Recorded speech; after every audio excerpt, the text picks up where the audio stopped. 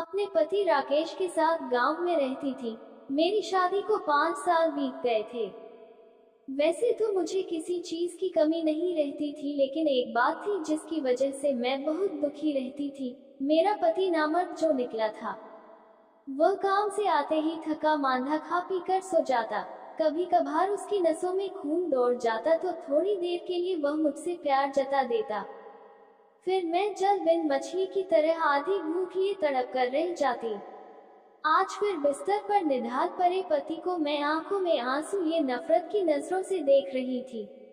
आधी रात जवानी पर थी, लेकिन मैं तड़प रही थी। वजह मेरी कोख अभी तक नहीं भरी थी। मैं सोचने लगी कि कुछ तो उपाय करना चाहिए। पड़ोस की मधु को भी 5 साल के बाद बच्चा हुआ था। ये सब शायद स्वामी जी की कृपा थी जो मधु को औलाद सुख मिला। स्वामी जी पास के गांव में तालाब के किनारे आश्रम बनाकर रहते थे। मधु स्वामी जी के पास जाकर दवा और भभूत लाई थी। एक दिन मधु बता रही थी कि स्वामी जी दवा और भभूत देते हैं जिसे पति पत्नी को 3 महीने तक खानी पड़ती है। मैंने सोचा अब मैं मधु से मिलूंगी तभी काम बनेगा। ये सोचते सोचते मैं ना जाने कब सो गई। सुबह हुई तो मैं आंखें मलते हुए उठी। मैं जल्दी से नहाई धोई, फिर घर के सारे काम निपटाकर मधु के घर जा पहुंची। मधु अपने बेटे को खाना खिला रही थी। ये देखकर मेरे अंदर भी टीस उभरी। काश मुझे भी एक ऐसी औलाद मिल जाए तो क्या कहने। मैंने मधु के सामने अपने मन की बात कह दी। मधु हंसते हुए मुझसे बोली, बिल्कुल ना घबराओ बहन, मैं भी तुम्हारी तरह 5 साल तक बच्चे के लिए परेशान हुई। तमाम डॉक्टरों से इलाज कराया, लेकिन आखिर में स्वामी जी की मेहरबानी से ही यह औलाद मिली। तुम चाहो तो मेरे साथ आज ही स्वामी जी के पास चलो। वैसे स्वामी जी रविवार और मंगलवार को ही ज्यादा औरतों की कोख भरने के लिए भभूत देते हैं और झाड़पक भी करते हैं। चलो अभी चले। मैं आंखों में चमक लिए बोली और हम दोनों स्वामी जी के पास चल दिए। स्वामी जी की कुटिया एकांत में बनी थी। उसके आसपास 2-3 किलोमीटर दूर गांव बसे थे। स्वामी जी के पास जाकर हम दोनों उनके पैरों पर गिर पड़े और उनका आशीर्वाद लिया। स्वामी जी 6 फीट के हटे कट्टे कसरत बदन के मालिक थे। उन्होंने जब मुझको पैर छूते देखा तो मेरे उभार पर नजर रखते हुए वे चिड़िया को जाल में फंसाने की बात सोचने लगे। मेरे सिर पर हाथ रखकर सहलाते हुए उन्होंने आशीर्वाद दिया, तुम्हारी इच्छा पूरी हो। मुझको ये सुनकर रोना आ गया। आंखों में आंसू भरकर मैं बोली, स्वामी जी 5 साल से अभी तक मेरी इच्छा पूरी नहीं हुई। अब तो मैं बड़ी उम्मीद लेकर आपके पास आई हूँ। वे बोले, मेरे दरबार से अभी तक कोई भी खाली हाथ नहीं लौटा है, बताओ क्या बात है। मुझसे पहले ही मधु बोल पड़ी, बाबा जी जो मेरी समस्या थी वही रीना की भी है। 5 साल हो गए हैं अभी तक इसकी गोद नहीं भरी है।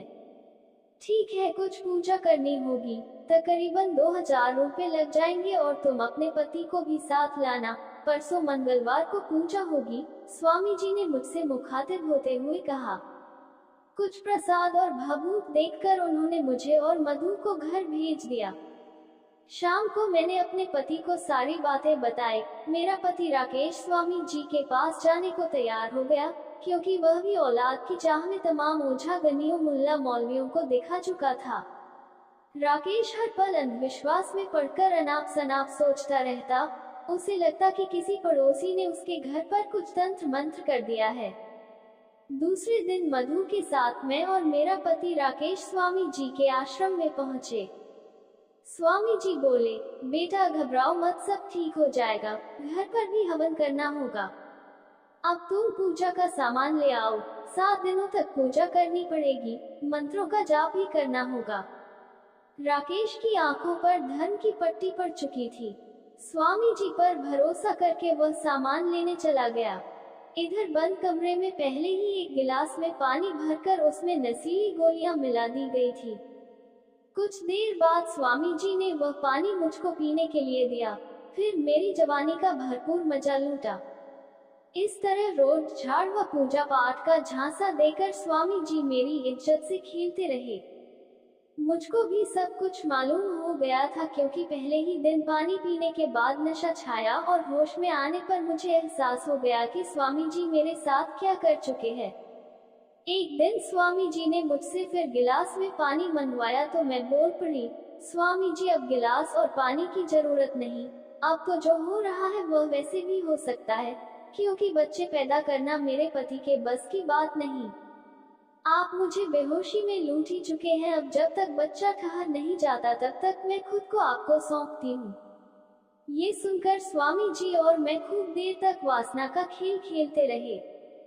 स्वामी जी ने मुझे अपनी बाहों में भरकर मुझे भरपूर प्यार दिया और मेरे गदरा बदन का जमकर मजा लूटा। मुझे भी अपार सुख मिला जो मुझे मेरे पति से कभी नहीं मिला था। उसके बाद तो मैं खुद अपने आप को स्वामी जी को सौंपते रही और फिर कुछ दिन बाद मेरे मन की मुराद पूरी हो गई। कुछ दिनों बाद मेरे पैर भारी हो गए।